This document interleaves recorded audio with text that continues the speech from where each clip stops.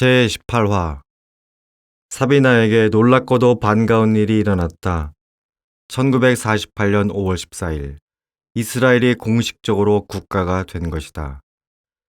나치의 루마니아 유대인 대량 학살의 여파가 가시지 않은 상태에서 많은 유대인 가족은 그 소식에 자극을 받아 공산주의자들이 지배하는 루마니아에서 탈출하고자 했다.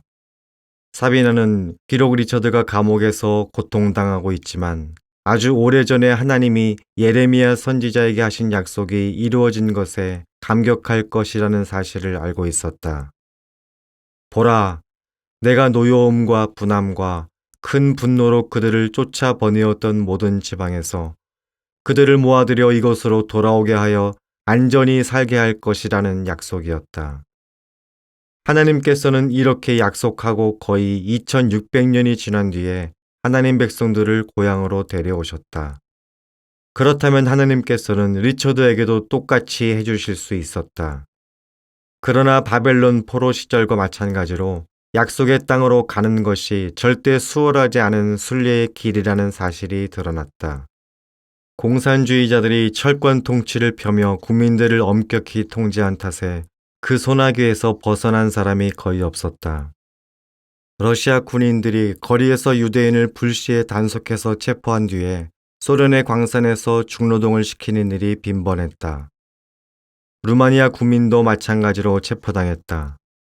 비밀경찰이 사람들을 납치하여 트럭에 강제로 던져넣고 나면 그 뒤로는 깜깜무소식이었다. 사비나의 고향 부코비나에 사는 한 청년이 사비나에게 다음과 같은 사실을 알려주었다. 우리 형은 소련으로 이송되는 걸 피하려고 벽장 뒤에 있는 구멍에 숨어서 넉 달을 살았어요. 나는 맨몸으로 탈출했죠. 나는 소련 관리에게 말했어요.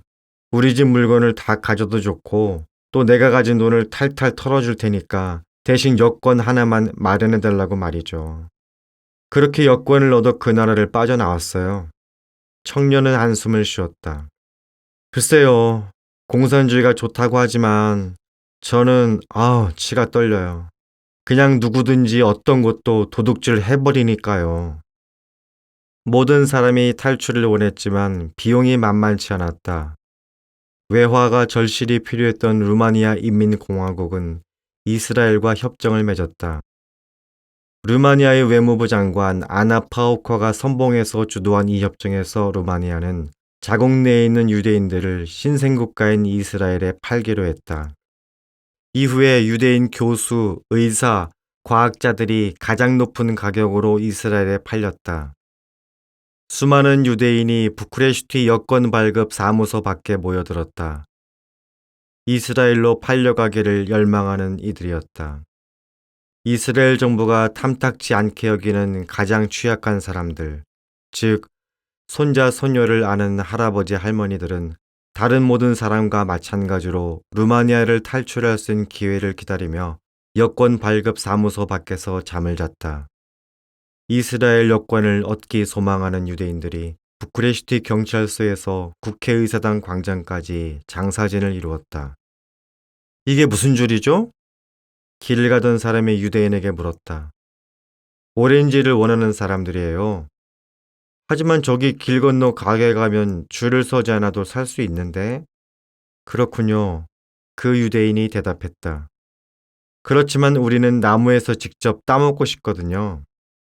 수세기 만에 처음으로 관계시설을 갖춘 이스라엘 땅은 국민을 먹여 살리기 충분한 농작물을 생산해냈다.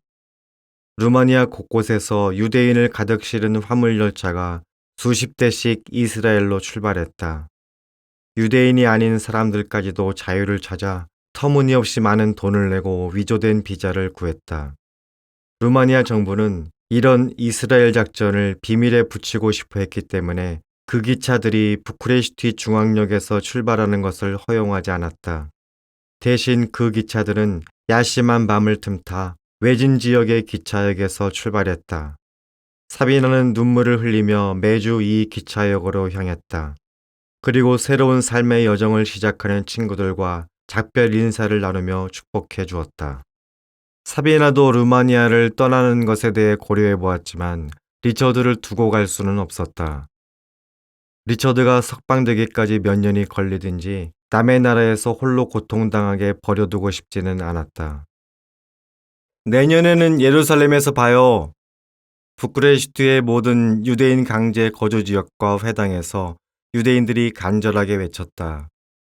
사비나도 그렇게 외쳤다. 사비나는 남편과 아들과 기차를 타고 이스라엘로 가기를 갈망했다. 약속의 땅으로 돌아가는 가장 거룩한 귀향을 경험해보고 싶었던 것이다. 심지어 군인들과 호위병들까지도 목숨을 걸고 타령했다.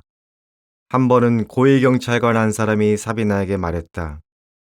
만일 당신이 나한테 돈도 주고 이 나라를 떠날 수 있는 유대인 비자도 구할 수 있게 도와준다면 당신 남편을 감옥에서 빼주겠소. 사비나가 철석같이 믿는 친구 한 명은 그 경찰관의 진실성을 보증하면서 그가 반드시 약속을 지킬 것이라고 장담했다.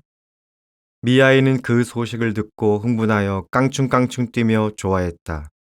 아버지를 다시 볼 수 있게 된 것이었다. 나이에 비해 키도 크고 조숙한 미아이는 또래 아이들 사이에서 따돌림 당하는 아이로 소문이 났다. 미아이는 자신의 아버지가 걸핏하면 감옥에 갇히는 이유를 학교 친구들에게 설명하기 위해 쩔쩔맸다. 미아이가 학교에서 따돌림을 당한다는 사실을 사비나가 모를 리 없었다. 그 경찰관의 제안을 들은 미아이가 어느 날 아침 사비나에게 말했다. 엄마, 나 꿈 꿨어요. 이웃집 아저씨가 모자를 내밀고 새 두 마리한테 모자 안으로 들어와 앉으라고 애원했어요. 근데 새들이 날개를 퍼덕거리면서 훨훨 날아가 버리지 뭐예요. 사비나는 그 꿈이 무슨 뜻인지 알았다. 그 경찰관이 리처드를 빼내기 위해 애쓰다가 실패할 것이라는 뜻이었다. 며칠 후에 그 꿈이 현실이 되었고 그 경찰관은 체포되었다. 미아이는 미래와 관련된 다른 꿈들을 꾸기도 했다. 그러나 그의 꿈들은 그가 어린 시절에 겪은 많은 경험들처럼 대개의 악몽으로 끝났다. 유대인들이 매일 부쿠레슈티 뒷골목에서 체포되어 온데간데 없이 사라졌다. 한 번은 공산주의자들이 유명한 죄수 여러 명을 석방했다. 공산주의자들은 죄수들이 가족들에게 먹는 자국을 보여주고 감옥에서 받은 고문에 대해서 말하도록 구급차에 태워 집까지 데려다 주었다. 그리고 다음날 죄수들 전원을 다시 체포했다. 사비나는 리처드가 고문을 견뎌낼 수 있을지 걱정스러웠다. 공산주의자들은 나치보다 기술이 훨씬 좋아 나치보다 죄수들에게서 정보를 잘 빼냈다. 예수님은 마태복음 10장 28절에서 몸은 죽여도 영혼은 능히 죽이지 못하는 자들을 두려워하지 말라고 말씀하셨다. 그러나 사비나는 고문을 견디지 못해 그리스도를 부인하고 심지어 가족들과 가까운 친구들까지도 밀고한 목사들을 알고 있었다. 공산주의자들은 사지를 절단하고 거세하고 다른 무시무시한 짓들을 하겠다고 죄수들을 위협하여 놀랄만한 성과를 종종 거두었다. 처음에는 인간의 신체가 가장 가혹한 고통조차 버텨낼 수 있다. 그러나 반복해서 상처를 입으면 고통스러운 기억이 쌓여 결국 의지가 꺾여버린다. 사비나는 리처드의 굳은 결심이 무너질까 우려했고 특히 몇 해 동안 고문을 받은 뒤에 리처드가 허물어질까봐 염려되었다. 언제인가 리처드는 친구들을 배신하기 전에 자살하겠다고 사비나에게 약속한 적이 있었다.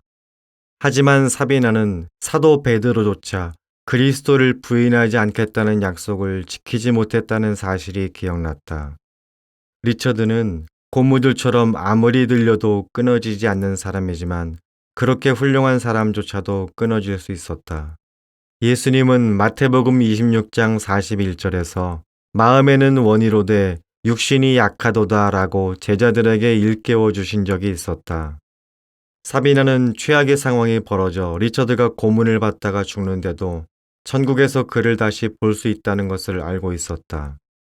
전에 두 사람은 요한계시록 21장 12절에 기록된 천국의 12문 가운데 한 문 앞에서 제외하게 바라는 자신들의 소망에 관하여 서로 이야기한 적이 있었다.